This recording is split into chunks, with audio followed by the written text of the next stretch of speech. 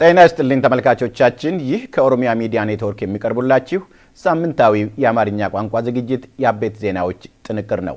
ከዜናዎቹ ጋር በፍቃዱ ወረዳ ነኝ። በአውስትራሊያ ሜልቦርን የኢትዮጵያ መንግስት የጠራው ስብሰባ በህዝብ ተቃውሞ ምክንያት እንዲሰረዝ ተደረገ። አባዱላ ገመዳ ሚኒሶታ ስብሰባ ጠርተዋል። ዝርዝር ዘገባው ቀጥሎ ይቀርባል።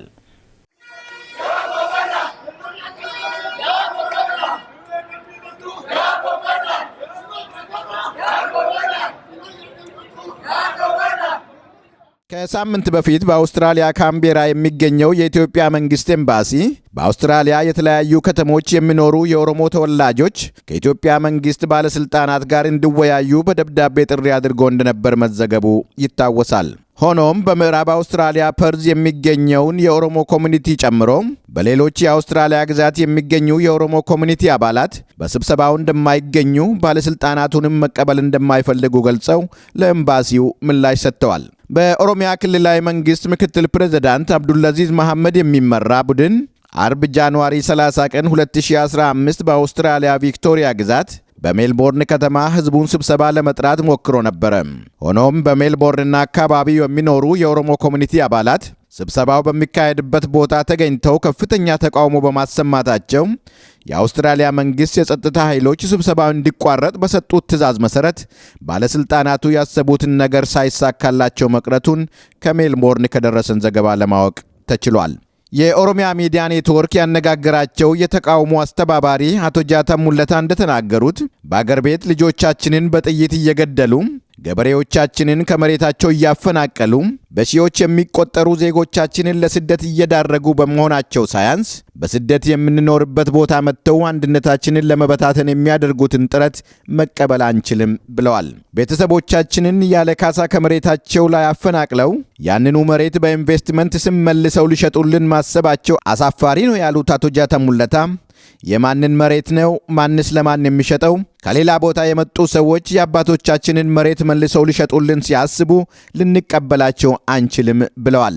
በዚሁ የሜልቦርን ተቃውሞ ሰልፍ ላይ ከኦሮሞ ኮሚኒቲ አባላት በተጨማሪ የኦጋዴንና የሌሎች የኢትዮጵያ ማህበረሰብ አባላት መሳተፋቸውን ከደረሰ መረጃ ለማወቅ ተችሏል።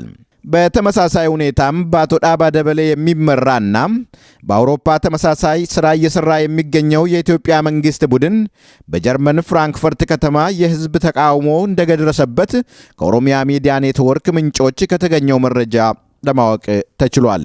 ይህ በዚህ እንዳለ በኢትዮጵያ መንግስት አፈ ጉባኤ አባዱላ ገመዳ የተመራ አንድ ቡድን ባለፈው ሐሙስ ማታ ሚኒሶታ ግዛት ሚኒያፖሊስ የገባ ሲሆን ስለዚህ ቡድን ሚኒሶታ መግባት አስቀድሞ የተገለጠ ነገር እንዳልነበር ታውቋል። ይህን ጉዳይ አስመልክቶ የተገኘ መረጃ እንደሚያመለክተው አባዱላ ገመዳ አርብ ጃንዋሪ 30 2015 በይፋ ባልተገለጠ ቦታ የኢህአዴግን ደጋፊዎች ሰብስበው መወያየታቸው የተገለጸ ሲሆን ቅዳሜ ጃንዋሪ 31 2015 በሚኒሶታ ሰዓት አቆጣጠር ከሰዓት በኋላ 2 ሰዓት ላይ ብሉምክተን ሚኒሶታ ሂልተን ሆቴል ስብሰባ መጥራታቸው ታውቋል።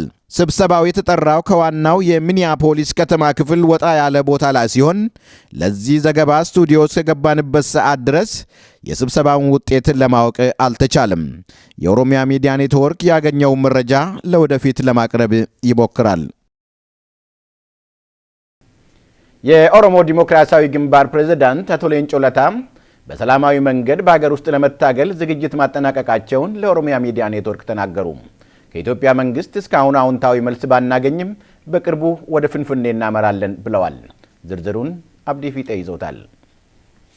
እስካሁን ድረስ ከኢትዮጵያ መንግስት ያገኘነው መልስ ባይኖርም ትግል ማለት ዋጋ መክፈልን ስለሚጠይቅ በሰላማዊ መንገድ ለመታገል ወደ አገር ቤት መመለሳችን ዋጋ የሚያስከፍለን ከሆነ ደርሰን ዋጋ ለመክፈል ዝግጅታችንን ጨርሰናል ያሉት የኦሮሞ ዴሞክራሲያዊ ግንባር ፕሬዝዳንት አቶ ሌንጮ ለታ በሰው አገር ውስጥ ቁጭ ብለን የትግሉን ባለቤት ሳናሳትፍበት የምናደርገው ውይይትም ሆነ ትግል እንደ ድርጅታችን ጊዜን ማባከን መስሎ ስለታየን ነው የትግሉ ባለቤት ወደ ለበት ሄደን በሰላማዊ መንገድ ለመታገል የመረጥ ነው ይላሉ።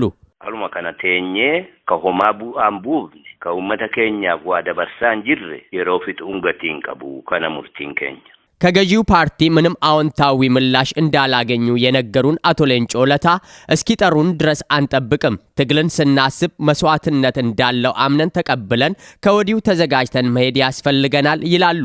መንግስት ሊተናኮለን ይችላል ብለን አናስብም፣ ነገር ግን በእኛ ላይ ደባ ማሰብ የሚጠቅማቸው መስሎ ከታያቸው ከወዲሁ ተዘጋጅተን መሄድ ያዋጣል ብለዋል።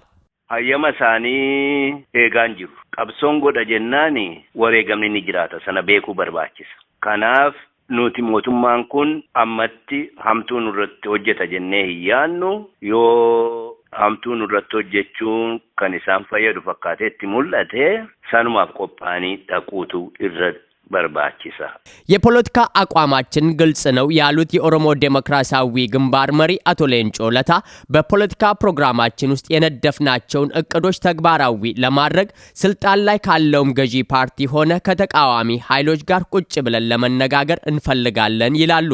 አንዲት ሀገር በጋራ አለችን ብለን ስለዛች ሀገር የምናወራ ከሆነ ብዙ የሚያቆራኙን ጉዳዮች ይኖራሉ ይላሉ አቶ ሌንጮ ለታ። ዘንድሮ በሚደረገው አገር አቀፍ ምርጫ ላይ ፓርቲያቸው ለመሳተፍ ዝግጅት እንደሌለው የገለጹት አቶ ሌንጮ ለታ እንደ ግለሰብ በምርጫው ላይ መሳተፍ ይቻላል ወይንስ አይቻልም የሚለው ለመመለስ እዚያው ደርሰን የምናየው ጉዳይ ይሆናል ብለዋል። በመጨረሻም መቼ ወደ ፍንፍኔ እንደሚያቀኑ ለጠየቅናቸው ጥያቄ አቶ ሌንጮ ለታ አጭር መልስ ነበር የሰጡን። ትኬት አልገዛውም፣ ልክ ትኬት እንደገዛው አሳውቃቸዋለሁ ነው ያሉት። ጋፈን ቲኬታ ቢተጤ ጀዱ እስንተኒማ ከ30 በላይ የአገር መሪዎች የተሳተፉበት 24ኛው የአፍሪካ ህብረት የመሪዎች ጉባኤ ፍንፍኔ ውስጥ የተከፈተው በዚሁ ባሳለፍነው ሳምንት ውስጥ ነው። የሶስት አገር መሪዎች የዜና ርዕስ ሆነው ሰነበቱ። ዝርዝሩ እነሆ።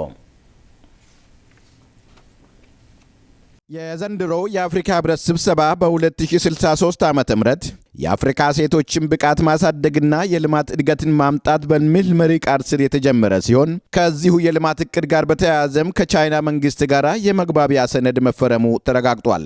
በሰነዱ መሰረት ቻይና በአፍሪካ ውስጥ በባቡር ሐዲድ፣ በአውራ ጎዳና፣ በአየር ትራንስፖርትና በኢንዱስትሪ ግንባታ ውስጥ ከፍተኛው ሚና እንድትጫወት ያደርጋታል።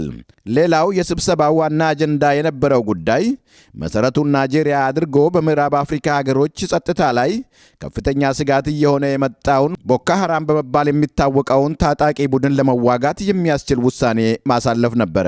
በዚህም መሰረት ናይጄሪያ፣ ካሜሩን፣ ቻድ፣ ኒጀርና ቤኒን የጋራ የጦር ኃይል በመመስረት ቦኮ ሐራምን እንዲዋጉ ተወስኖ በአፍሪካ ህብረትና በተባበሩት መንግስታት ድርጅት የሚደገፍ 7500 አባላት ያሉት ጦር ለመመስረት ስምምነት ላይ መደረሱ ተዘግቧል።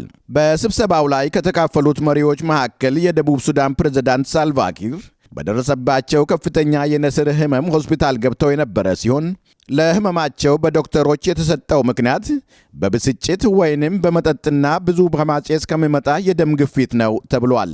ሳልቫኪር ፍንፍኔ የተገኙበት ሌላው ምክንያት ከተቀናቃኛቸው ሬክ ማቻር ጋር የገቡበትን ጦርነት ለማስቆም የስልጣን ክፍፍል ስምምነት ለመፈራረም ጭምር ነበረ።